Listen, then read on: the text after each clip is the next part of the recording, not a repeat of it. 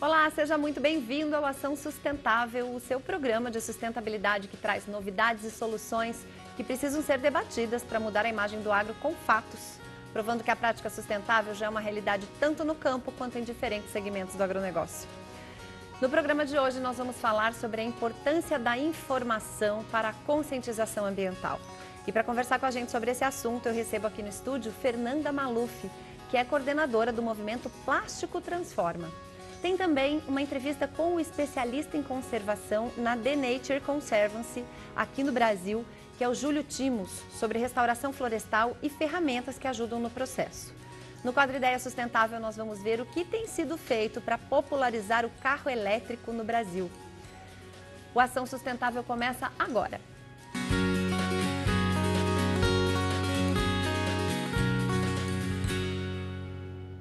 E para falar sobre a importância da consciência ambiental, eu recebo aqui a Fernanda Maluf, que é coordenadora do movimento Plástico Transforma.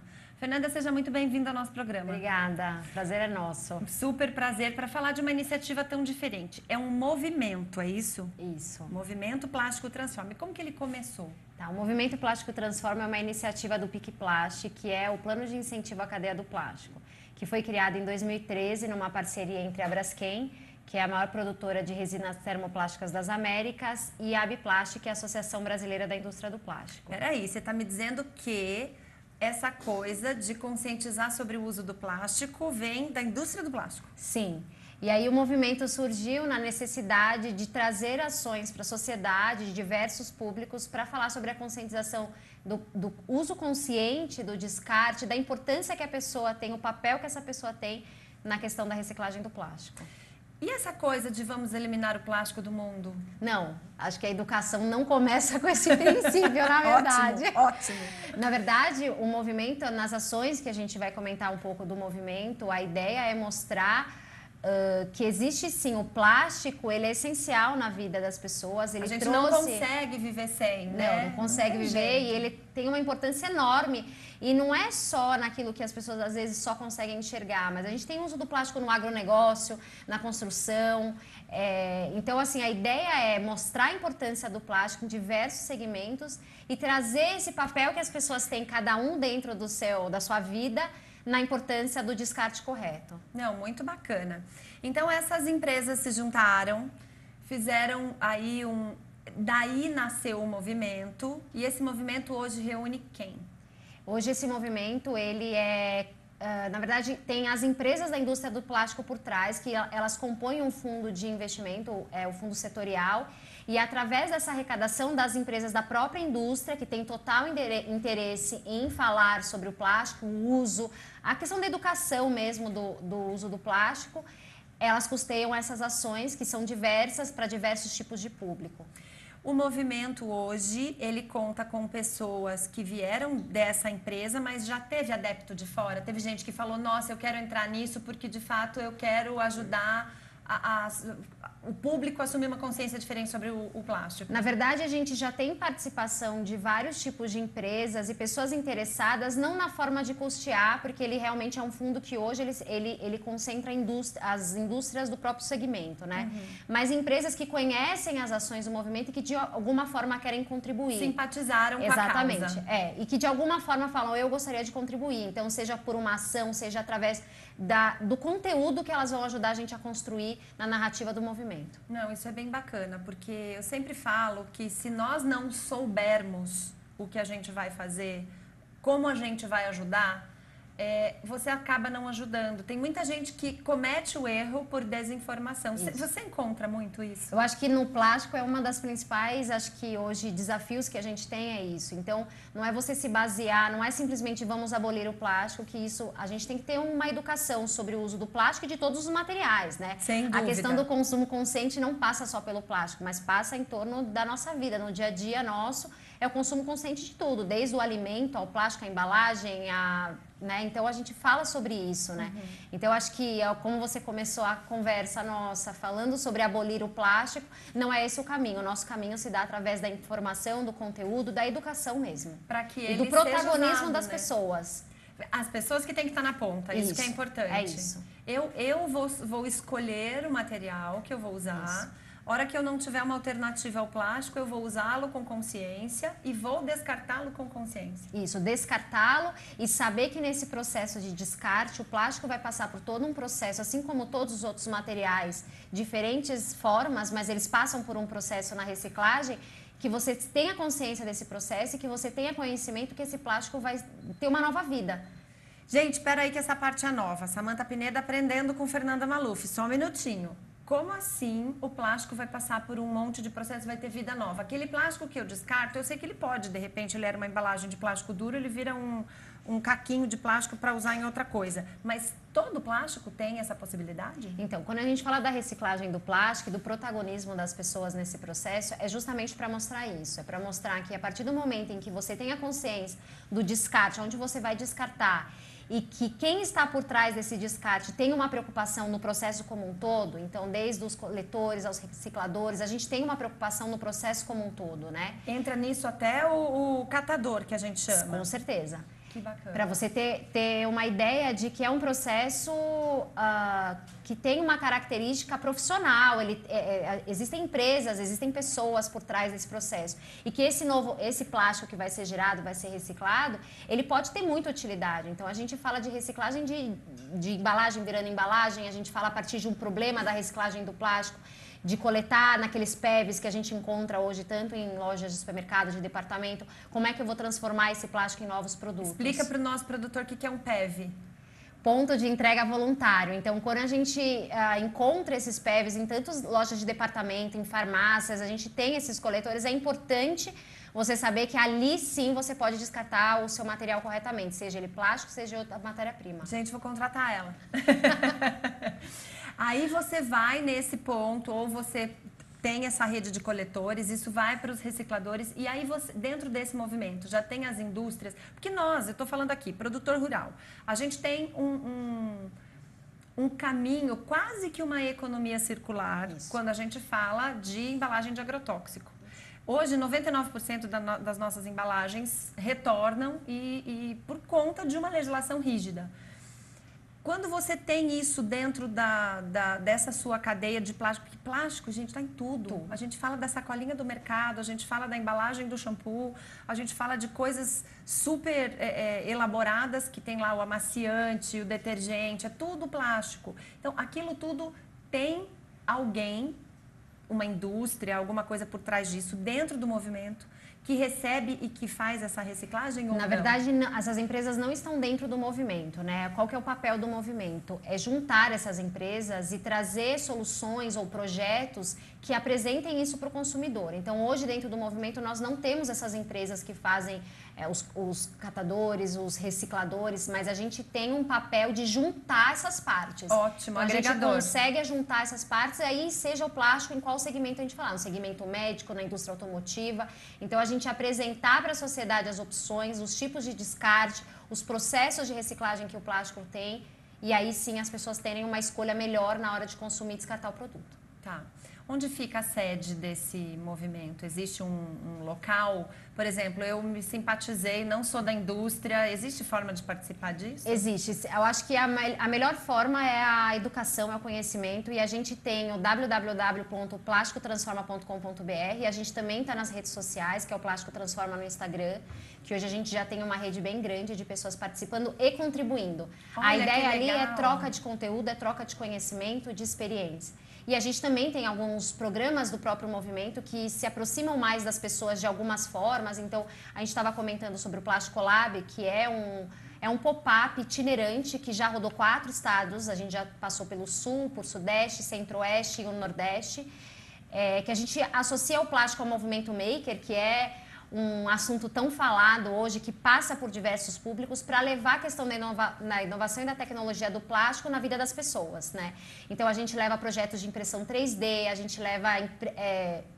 Não, é isso mesmo, impressão 3D, o que mais? A gente leva, além da impressão 3D, a gente tem projetos de movimento maker, que as pessoas da robótica, para as pessoas conhecerem o plástico aplicado no nosso dia a dia, na inovação, na ciência, que é isso que a gente estava comentando. O quanto o plástico é aplicado hoje na nossa vida, além daquilo que a gente tem nos nossos olhos, além da facilidade que a gente tem de enxergar, né? E hoje eu entendo que muitas pessoas não sabem como podem reutilizá-lo. Porque às vezes você fala, eu vou descartar. Mas se você tem uma iniciativa dessa, que você chega transformando esse produto em alguma outra coisa, esse movimento maker, que é a gente que faz, e tá super na moda, eu sou adepta, sai cada coisa. Sai. Eu faço com horta, eu faço com arrumar casa, eu faço com tudo, eu sou maker total. Mas esse uso talvez não seja uma coisa que as pessoas saibam. Essa aproximação acaba fazendo com que as pessoas tirem o plástico até do descarte, não vai para o aterro, não vai para o reciclador, não vai para lugar nenhum, porque ela deu um outro uso para ele. Então, aí a ideia, além dos programas que a gente tem no movimento para falar sobre o protagonismo das pessoas na hora do descarte, da importância que tem isso, a gente também traz o movimento maker. Então, se eu não descartei, o que é que eu posso fazer com esse plástico? E quando a gente passa nesses estados, a gente já atingiu mais de 40 mil pessoas em quatro estados que a gente passou, a gente leva os projetos makers locais que utilizam o plástico como matéria-prima principal. A gente fala de horta, a gente fala de indústria da moda. Então, a gente leva pequenas empresas, pequenos makers daquela cidade para as pessoas conseguirem se identificar com os makers da sua cidade. Uma sensação de pertencimento. Uma sensação de pertencimento para as pessoas conhecerem esses projetos. Não, quero falar mais disso. A gente volta já, porque agora é a hora de esclarecer a sua dúvida. Não saia daí. Não é verdade de hoje um assunto que tem provocado muita dúvida. É verdade que, apesar de estabelecido o prazo de regularização ambiental, ainda não está claro que prazo é esse, quando que eu preciso aderir? A resposta vem no próximo bloco. Nós vamos agora para um rápido intervalo e na volta a gente continua o bate-papo com a coordenadora do Movimento Plástico Transforma, Fernanda Maluf. É já que a gente volta.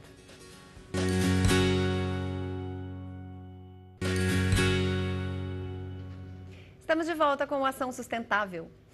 No primeiro bloco, nós ficamos aqui com a dúvida, deixamos em aberto a questão do prazo do PRA.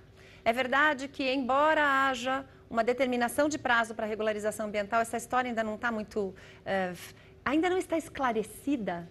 É verdade. Infelizmente, nós temos uma legislação que era uma medida provisória e que virou lei, foi votada na Câmara, foi votada no Senado, discutida, rediscutida e ainda assim deixou dúvidas ao produtor rural. Vou te explicar bem certinho. O CAR é o Cadastro Ambiental Rural, tem que ser feito por todas as propriedades, isso você já sabe de cor. O que você não sabe é, quando você faz o CAR, determina se você pode ou não aderir a certas vantagens do Código Florestal, como recuperar suas áreas de preservação permanente em metragens menores, como fazer a sua regularização da reserva legal com compensação, colocando fora da propriedade, ou com regeneração natural, ou até fazendo a recuperação em até 20 anos. O que vai determinar isso? O dia em que você fizer o CAR. Teoricamente está assim, se você fizer o seu cadastro ambiental rural até dezembro de 2020, ou seja, final do ano que vem, você pode aderir a todas essas vantagens através do programa de regularização. Quem perder esse prazo, não fizer o seu cadastro até lá, não pode fazer. Se fizer até o dezembro de 2020, tem 2 anos para requerer adesão ao PRA. O problema é esses 2 anos. A lei não diz de quando que ele conta. E dá para interpretar que esses 2 anos é a partir da data em que você fez o seu CAR. E é aí que a coisa fica complicada, porque se você já fez o seu CAR há 1 ano, há 1 ano e meio ou até 2, você já teria que estar oferecendo a sua solução ambiental. Vamos esperar para ver o que o judiciário diz, porque por enquanto a lei, infelizmente, não nos esclareceu. Se você que está assistindo a gente tem alguma dúvida, não fica com dúvida aí do outro lado. Se você não sabe se aquilo que você está ouvindo por aí é verdade, manda para a gente. Só mandar para o nosso WhatsApp, que é o 11 94258 9183, ou você também pode entrar em contato aqui direto com a nossa produção pelo telefone 11 3131 3719. Vamos agora ao Ideia Sustentável. E o assunto de hoje do Ideia Sustentável já vem sendo discutido há algum tempo. O carro elétrico. O preço alto dos modelos ainda é um grande entrave para a popularização no Brasil e a indústria cobra a redução dos impostos. Olha só.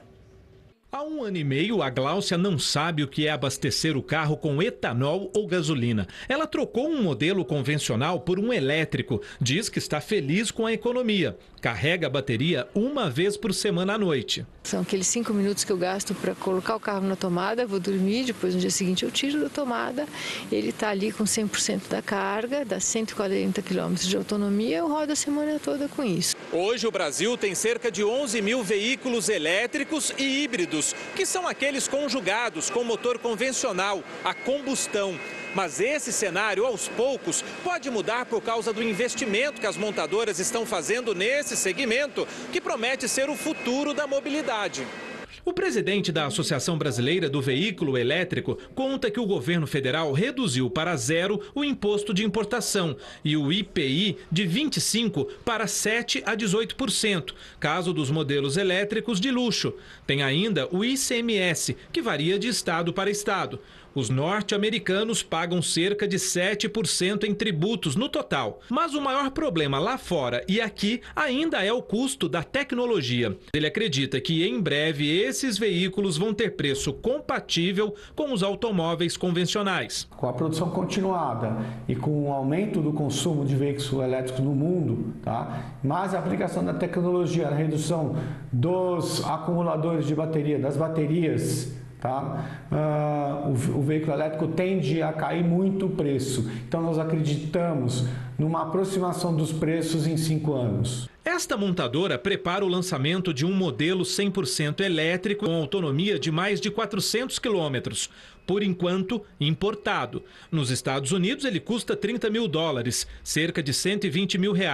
Aqui vai sair por R$175 mil, 44% mais caro, em grande parte por causa dos impostos. O diretor de marketing diz que, além da redução da tributação para estimular o mercado e o desenvolvimento da tecnologia para baixar custos, é preciso também esclarecer o consumidor sobre o funcionamento do carro. A consciência em torno do carro elétrico está crescendo cada vez mais, as pessoas querem o carro elétrico.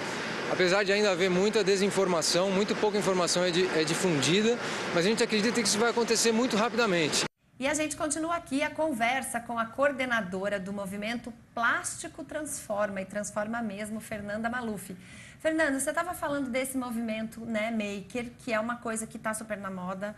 Lá nos Estados Unidos é Make Yourself, eles ainda interiorizam mais ainda. Aqui o Maker tem atingido uma coisa assim, de a família faz. Em casa eu junto todo mundo para plantar horta, eu junto todo mundo para fazer o que tem que ser feito em casa. De vez em quando sai umas bagunças, mas tudo bem, a gente faz junto. Esse movimento, como é que foi a receptividade dele nessas cidades? E você pode dar um exemplo prático, assim, o que vocês colocaram, em que cidade vocês foram, como é que foi isso? Posso. Então a gente começou primeiro em São Paulo, na Avenida Paulista. Foi um desafio, porque a gente estava no coração, né, de São Paulo, no coração urbano, exatamente, para falar de um assunto, o movimento Maker, aliado ao plástico, tecnologia, sustentabilidade. Então, era uma complexidade e um desafio, acho que é um desafio, né? Quando a gente chegou em São Paulo, a gente teve um resultado muito bom da participação das pessoas, né? Que daí é aquilo, a desinformação não é o que a gente trabalha, então a gente trouxe um projeto para despertar a curiosidade das pessoas em irem atrás de um assunto que talvez elas tenham mais notícias pelo lado ruim nos dias de hoje do que pelo lado bom. E aí, quando a gente traz essas pessoas para conhecerem, para se informarem e para verem que hoje tem pessoas que elas têm pequenas empresas, elas têm um sustento a partir, inclusive, do movimento Maker, né? Então, são empresas que têm as hortas automatizadas, os robôs, as impressoras 3D e tantos projetos. Cada cidade tem uma surpresa legal para as pessoas conhecerem. Você desperta o interesse e aí, a partir do interesse, você consegue gerar o conteúdo para aquela pessoa absorver melhor. A informação vem da informação. É isso. Você acha que nasceu esse movimento? Você acha não, você deve saber isso, eu estou aqui chutando, que esse movimento nasceu dessa... que começou a denegrir a imagem do plástico no Brasil, no mundo, ninguém mais usa canudinho e a gente não pode mais ter garrafa, todo mundo leva sua sacolinha. Existe uma reação a esse movimento? Sim, porque quando a gente fala em banimentos, de qual material a gente esteja falando, é o mais fácil, né? E a proposta do movimento, quando a gente começou lá atrás, em 2013, na verdade, quando a gente começou essa discussão, que tinha, sim, as questões do plástico que já estavam em evidência na sociedade, no Brasil e no mundo, a ideia era informação, educação. Então, a gente sai da discussão que é o proibir, a partir da informação que você gera a educação, e aí você consegue trazer a pessoa para o processo. E esse é o mais difícil. Eu trago o exemplo aqui do desmatamento zero. Todo banimento, ele é muito mais difícil de ser atingido e ele é mais fácil no discurso. Então, pronto, não desmata. Tem recorde de desmatamento, vamos atrás do que é falta de regularização fundiária, do desmatamento ilegal, efetivamente, enfim, porque aí é tão mais fácil, olha, vamos fazer o desmatamento zero e todo mundo que desmatar é bandido. Vamos fazer o banimento do uso do plástico e todo mundo que usar é inimigo da natureza. É um discurso fácil e uma efetividade, um resultado quase impossível. Porque você não consegue não desmatar nada. E você não consegue zerar o uso do plástico na forma... Imagina, a gente tem hoje o painel do seu carro é de plástico, meu filho. O que você vai fazer com isso? Não tem condição de banir. A TV que você está assistindo é de plástico. É de plástico. Não, provavelmente muitas coisas aí em volta de você hoje são de plástico. Espero que você não esteja usando o copinho plástico na sua casa, mas tem muito lugar que você vai estar usando copinho plástico. Então, não é uma coisa que a gente precisa... Isso é consciência, né? E aí você deixa de consumir um produto, mas você vai consumir mais do outro. E se você não tem a questão da educação, do consumo consciente, independente do material que você está falando, você vai gerar um problema. Claro que vai. Se eu usar um copo de vidro, eu vou lavar ele mais vezes, vai mais detergente, mais água, mais pro esgoto. E ninguém pensa, ninguém faz essa conta. Isso. No agro, a gente é muito vítima disso, viu? Todo mundo fala, é porque o gado emite muito gás de efeito estufa, mas ninguém conta o carbono captado pela pastagem quando cresce. Então, tudo no processo é diferente. Qual que foi assim para você? Você falou de São Paulo, mas você participou em todas as cidades? Participei. A gente passou por São Paulo, Porto Alegre, Salvador e Brasília. Você é de onde? São Paulo. De São Paulo. Isso. E nessas cidades, onde você teve maior receptividade? Eu acho que Brasília foi uma surpresa pra gente, né? Porque a gente foge um pouco do São Paulo, Porto Alegre, em que, inclusive, a indústria do plástico é muito forte. Então, a gente já tem grandes ações. E a questão da informação é mais fácil. Quando a gente passa para Brasília, falar um movimento maker num shopping para as pessoas, numa época que não era o melhor cenário para a gente falar sobre isso, foi um desafio. E a receptividade foi muito boa. As pessoas interessadas em conhecer não só a questão da parte lúdica dos projetos do movimento maker, mas saber que as pessoas que estão ali são profissionais, que estudaram a questão do uso do plástico, que escolheram trabalhar com o plástico. Olha só, isso é uma questão de... Eu tenho consciência e a minha escolha é essa. E aí o Plástico Lab, ele é muito legal porque você falou, tem empresas que já começam a olhar o projeto com outros olhos. Então, a gente já, outras pessoas que tomaram conhecimento, como é que eu posso participar? Eu tenho um projeto na minha cidade, vamos juntar as forças, vamos juntar as empresas. Então, acho que o movimento, ele serve para essa questão da mobilização também. Com certeza, porque aí todo mundo fica sabendo, já tem gente que tomou iniciativa ajudando isso. Como que é o Instagram do movimento? Plástico Transforma, hashtag @Plástico Transforma. @Plástico Transforma. Se você tiver interesse, você entra lá para seguir, porque, gente, qualquer coisa que a gente fizer pela sustentabilidade é bacana. Eu recebi aqui um autor de um livro, era Marcos Nakagawa, professor da FGV, e ele mostrou 101 maneiras num livrinho, coisas tão simples de se fazer pela sustentabilidade que muitas vezes a gente acaba não fazendo.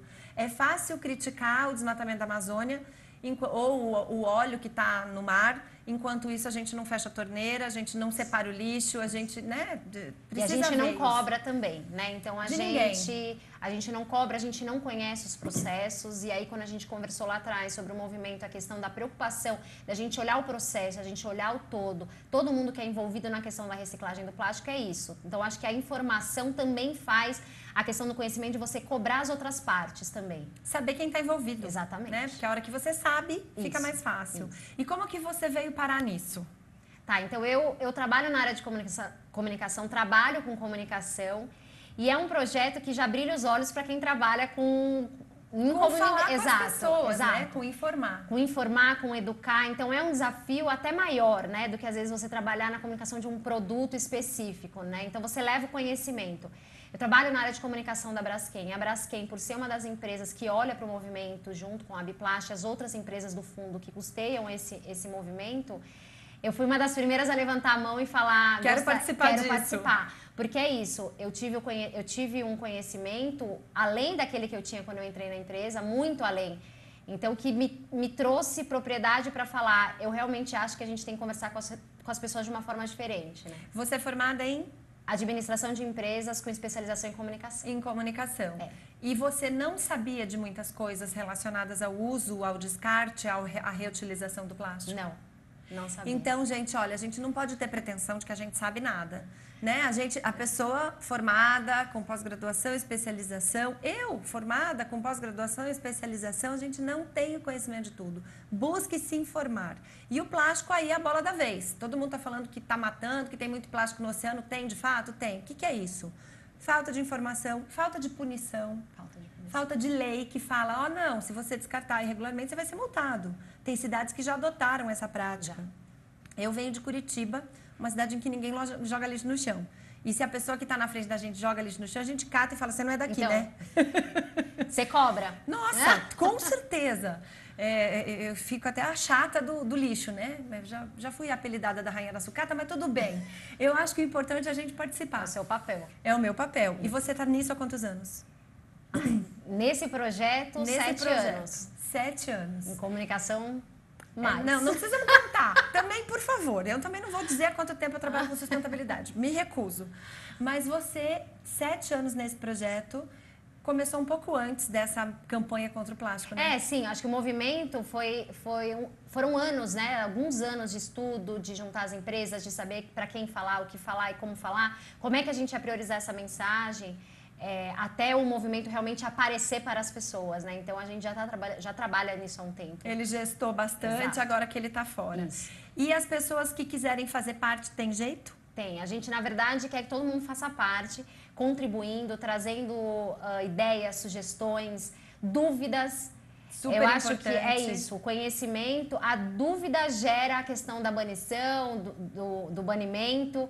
E de falar e de demonizar certas Isso. coisas, não então, precisa. a gente está super aberto, o Movimento Plástico Transforma, tanto no site, no Instagram, nas redes sociais, a gente é super receptivo para interagir com as pessoas da sociedade em geral. Muito bem, excelente. Ó, gente, você que está assistindo a gente, você que assiste a Ação Sustentável, você precisa fazer parte de movimentos. Você tem que fazer parte do movimento Desmatamento Ilegal Zero. Não é desmatamento zero, tá? É ilegal. Você tem que fazer parte de movimentos contra a desinformação no descarte de qualquer material. E o Plástico Transforma é uma oportunidade para você fazer a diferença. Depois manda lá para mim, conta pra gente no nosso Instagram, no nosso WhatsApp, que eu sempre dou o número para você participar, tá bom? Muito obrigada, foi super esclarecedor e eu vou ser agora uma adepta do movimento. Muito obrigada, a gente convida todo mundo a participar do movimento e é isso, é compartilhar ideias, as inovações, dúvidas, para a gente fazer o movimento crescer. Muito bem, bora lá. E agora a gente vai para mais um intervalo. No próximo bloco, nós temos uma entrevista com o especialista em conservação da The Nature Conservancy no Brasil, Júlio Timos, sobre restauração florestal. Já a gente volta.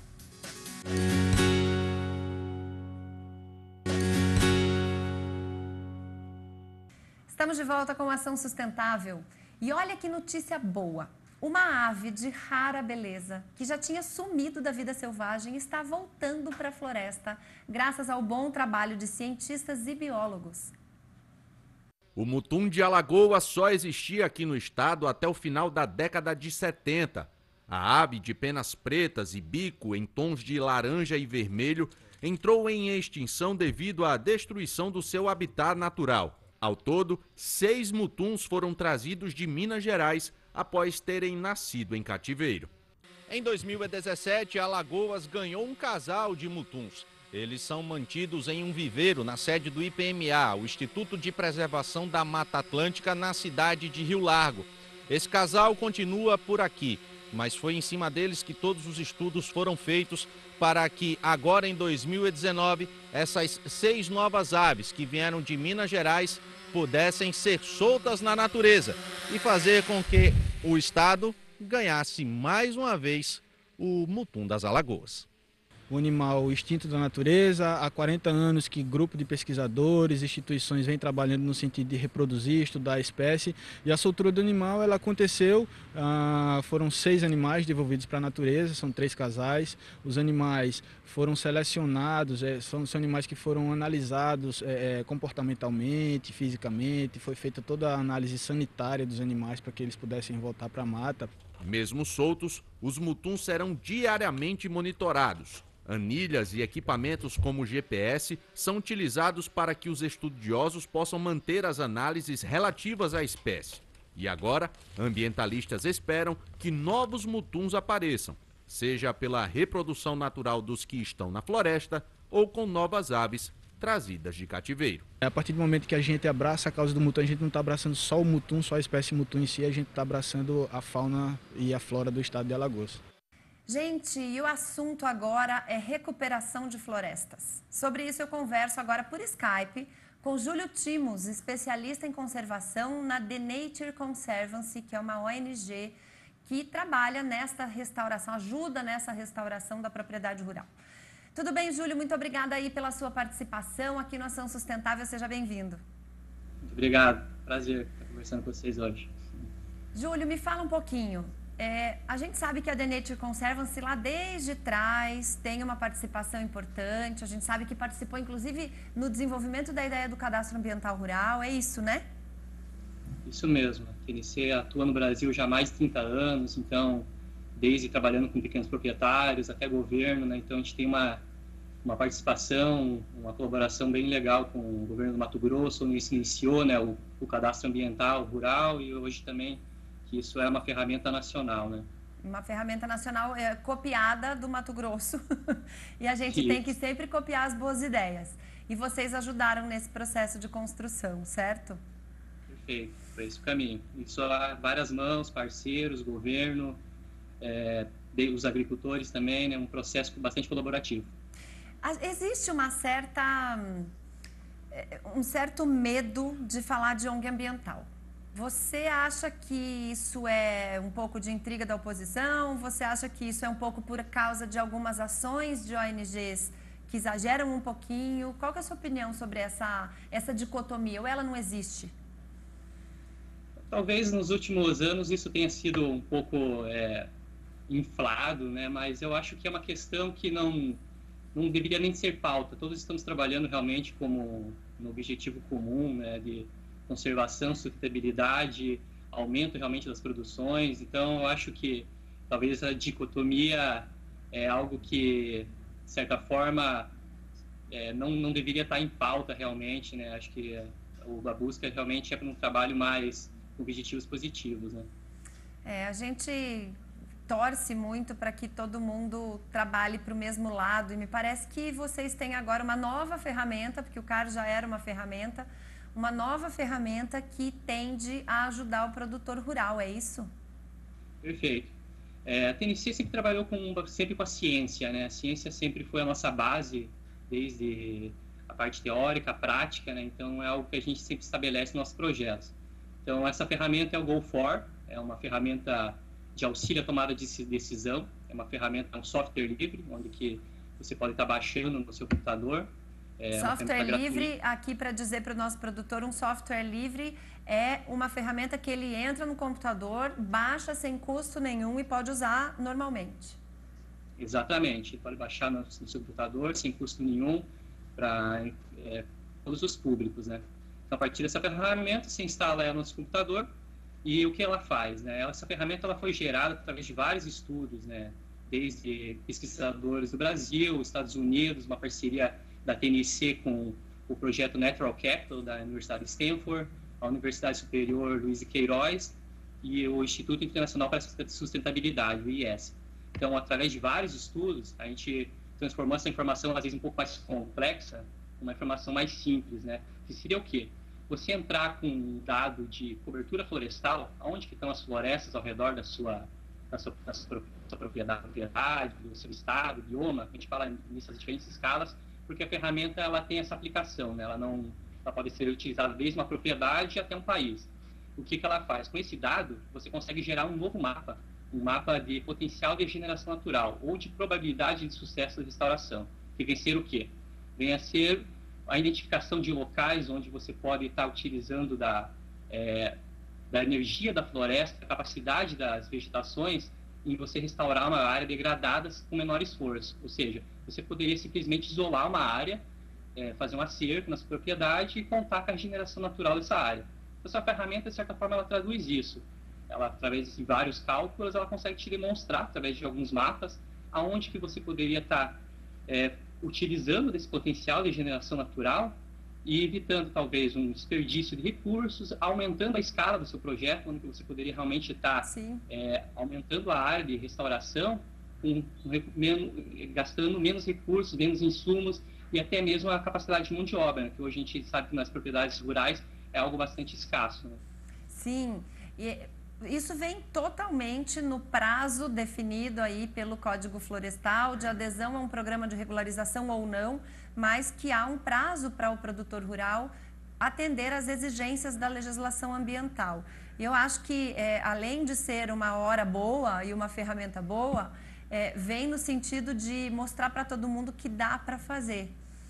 Eu quero saber um pouquinho mais de detalhes, mas eu preciso agora fazer um intervalo, porque quando o papo é bom, ele passa rápido.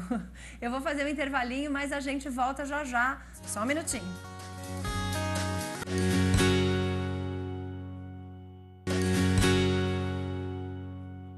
Estamos de volta com a Ação Sustentável e eu estou conversando aqui, volto a falar com o especialista em conservação da The Nature Conservancy no Brasil, Júlio Timos. Júlio, a gente estava falando então que essa ferramenta veio em super boa hora, que é a hora do produtor rural brasileiro se adequar às leis do Código Florestal, às regras que o Código Florestal trouxe. Isso já está disponível? Sim, está disponível. Basta o produtor ou o tomador de decisão, o órgão ambiental, quem tiver interesse na ferramenta, acessar, né, o site da TNC e buscar pela ferramenta Go4, né? Então, você pode dar o site para a gente, viu? A gente vai colocar aqui, mas pode dar o site para a gente para ajudar aí, por favor. Tá bom, é tnc.org/Go4. /Go4, vai direto para a ferramenta. Aí, ok, o produtor baixou essa ferramenta, ele já tem uma ideia de que falta um pouquinho de reserva legal, de que falta melhorar uma área de APP ali que na beira do rio está um pouquinho desgastada. Essa ferramenta, com base em mapas, ele precisa fornecer que tipo de informação para que ele tenha essa ferramenta funcionando nessa leitura da propriedade dele? Então, o principal dado que a ferramenta pede, a gente fala o dado de entrada, né, é um mapa de cobertura florestal. Esse mapa de cobertura florestal pode ser baixado de dados oficiais do governo, né, então você tem uma série de mapas sobre isso, diferentes datas, a gente sempre sugere estar utilizando o mais recente, mas também se você for talvez um agricultor maior ou uma empresa, você tenha esse dado, às vezes para a sua região, então você pode estar utilizando esse dado. Então, desde dados oficiais a dados particulares, mas o principal é você ter um dado de cobertura florestal, que é um dado de onde estão as florestas nativas na sua região, né? Então, a partir desse dado que a ferramenta vai rodar uma série de análises e vai retornar com um novo mapa que demonstra os locais onde você tem uma maior ou maior probabilidade de sucesso de restauração. Então, é um mapa de calor, né? A gente até fala que ele é um mapa com diferentes cores, do vermelho para o azul, você pode estar customizando ele, né? E observar onde que estão as áreas que têm maior chance de regeneração natural e as áreas com maior chance, né? Não, sensacional.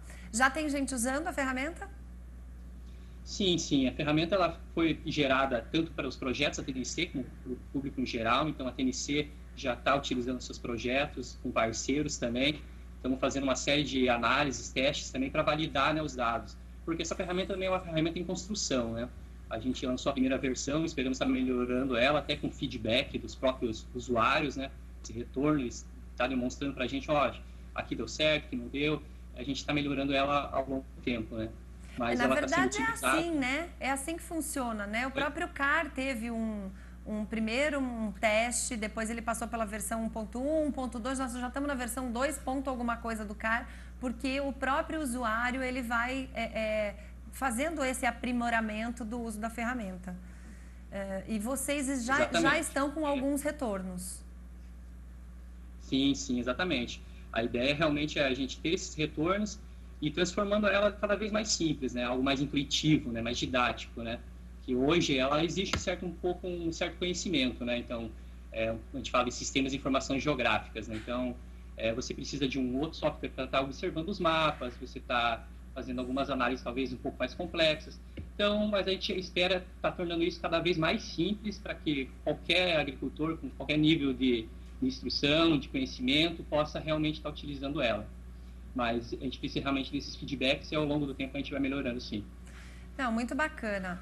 A gente sabe que o trabalho da TNC, desde do CAR, enfim, até trabalho com pagamento por serviços ambientais e agora com essa nova ferramenta, vem sempre ao encontro dos interesses do produtor rural. Vocês têm mais áreas cadastradas em que estado? Então, hoje a TNC ela atua principalmente nos biomas Amazônia, Mata Atlântica e Cerrado, né? Temos projetos, o início dos trabalhos da TNC começaram realmente mais pela Mata Atlântica e Amazônia.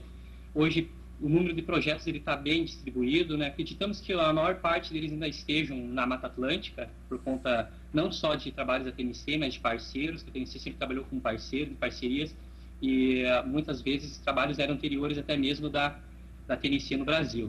Então, provavelmente seja Mata Atlântica, mas isso está bem distribuído em todo o Brasil.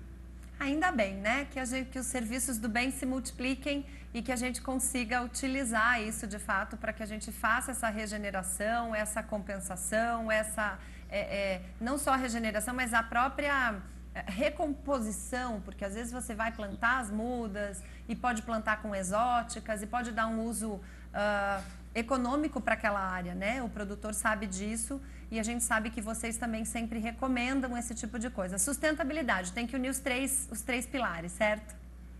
Perfeito, perfeito.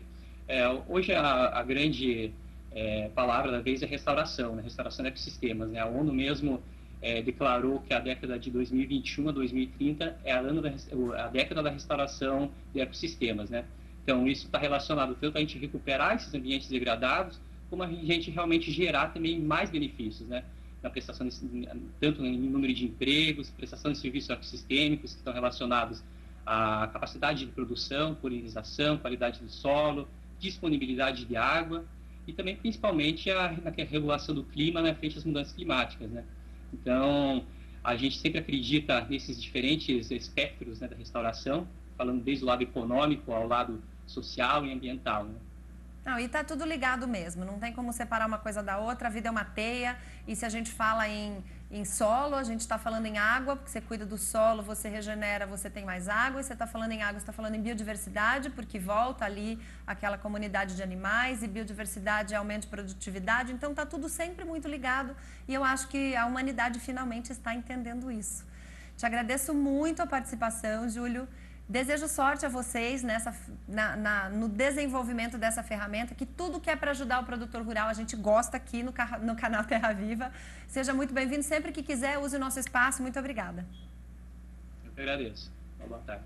Muito bem. E a Confederação de Agricultura e Pecuária do Brasil apresentou o resultado de 5 anos do projeto ABC Cerrado, que é aquela agricultura de baixo carbono. Nesse período, cerca de 8.000 produtores rurais foram beneficiados com a utilização de tecnologias de baixa emissão de carbono. Integração lavoura-pecuária-floresta, recuperação de pastagens degradadas, plantio direto e florestas plantadas. O projeto ABC Cerrado implantou essas tecnologias de baixa emissão de carbono em cerca de 8.000 propriedades rurais, em 7 estados brasileiros, mais o Distrito Federal. Além disso, 2.000 produtores receberam durante 2 anos assistência técnica e gerencial com visitas do Senar, Serviço Nacional de Aprendizagem Rural, uma vez por mês.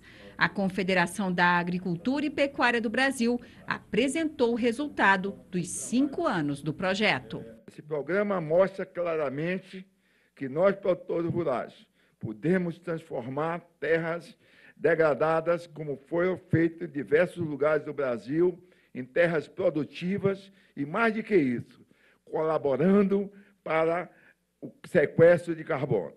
Uma área equivalente a 110.000 campos de futebol, que antes era pastagem degradada, foi recuperada graças ao projeto ABC Cerrado, que é uma parceria do Senar, Ministério da Agricultura, Embrapa, com recursos de 10 milhões de dólares do Fundo de Investimento Florestal, administrado pelo Banco Mundial. Não só os produtores tenham maior sustentabilidade, mas como nós consigamos produzir ainda de forma mais sustentável no Brasil. O Os produtores que participaram do projeto só têm elogios. É o caso do Rodrigo, de Brejolândia, no oeste da Bahia, que aumentou em 5 vezes a produção de leite com a ajuda da assistência técnica do Senar. Aí hoje a gente consegue atingir 100, 120 litros, entendeu? Mas um avanço muito grande. E para nós, o ABC, para nós pequenos produtores, foi de grande valia. E o Ação Sustentável fica por aqui. Se você quiser rever o conteúdo do nosso programa, é só acessar a nossa página na internet, www.tvterraviva.com.br ou no aplicativo do canal, disponível no Google Play. Muito obrigada pela sua companhia e até o próximo Ação Sustentável.